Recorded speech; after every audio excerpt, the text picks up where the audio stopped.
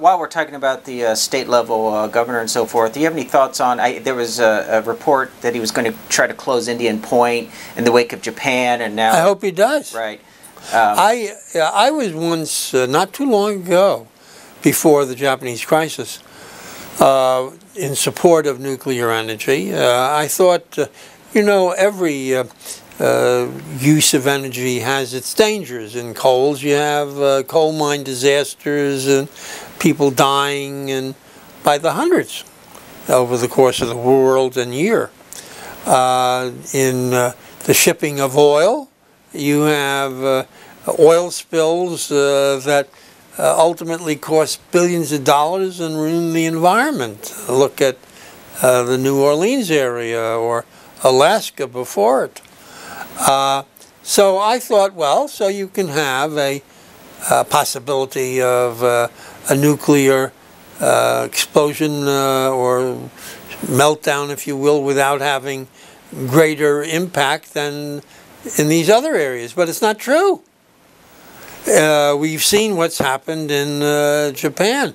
They're going to have a land area, huge land area, that will not be usable by human beings for, I don't know, tens of years, hundreds of years, maybe thousands of years. So the possibilities of catastrophe in an accident occurring with a nuclear facility. And politics corrupt the safety boards, and you get unsafe plants. And they never tell you the truth. The government never tells you the truth. They have to drag the truth out of them.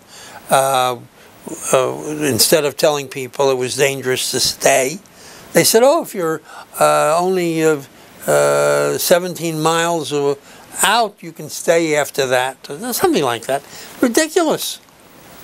And we won't know all of the injuries that have been caused, particularly with children and women, pregnant women and so forth, for quite some time.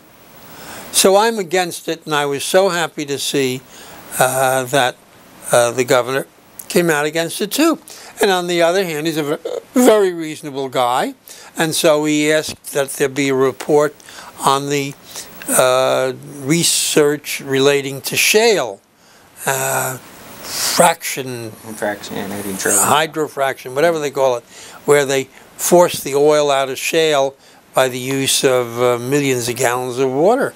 And people were fearful as it related to the quality of drinking water.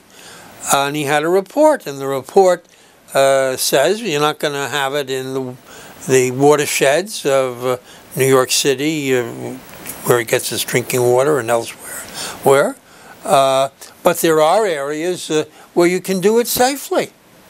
So, and that could be an enormous economic boom for upstate New York. Now, it takes courage on the part of the governor, because he won't satisfy the crazies. There are lots of crazies in this country, and I know because I was mayor. And no matter what you do, unless you do the crazy thing, you're not going to get support. You have to have strength. He has strength, and he said we're going to do it where we can and where it's scientifically possible to do it without injury, and we're not going to do it where it's dangerous to do.